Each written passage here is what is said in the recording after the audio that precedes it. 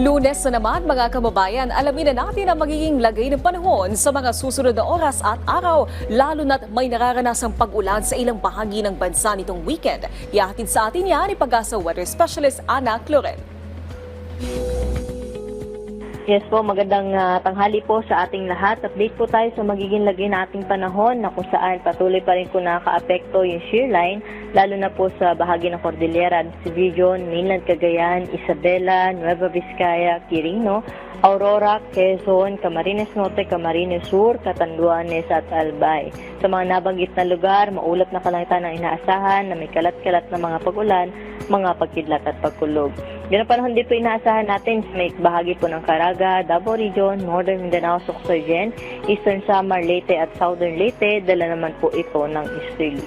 Dito po sa atin sa Metro Manila, pati na rin sa ibang bahagi pa ng ating kapuluan, ay generally maaliwala sa panahon po inaasahan natin ngayong araw. Kung may mga pag-ulan man, panandalian lamang sa hapon at sa gabi.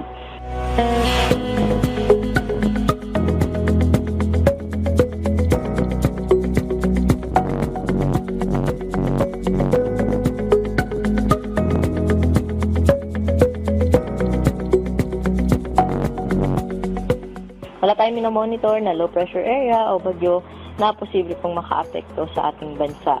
Usually po, yung onset na ating dry season po, ay nagsisimula po ito by 3rd week po ng March or bago po matapos itong Marso ay expect po natin na mag-start o mag-onset po yung ating dry season. So sa ngayon ay nasa transition period po tayo, papunta nga po dun sa tag-init na panahon po natin.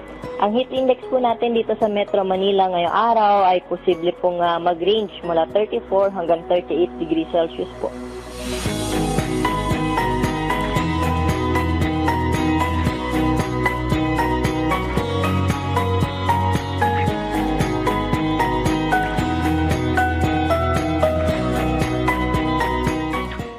At para po sa ating dam update,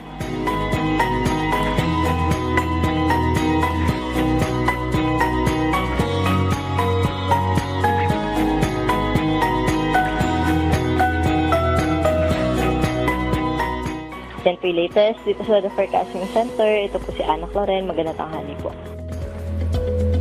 Maraming salamat Pag-asa Weather Specialist Ana Cloren.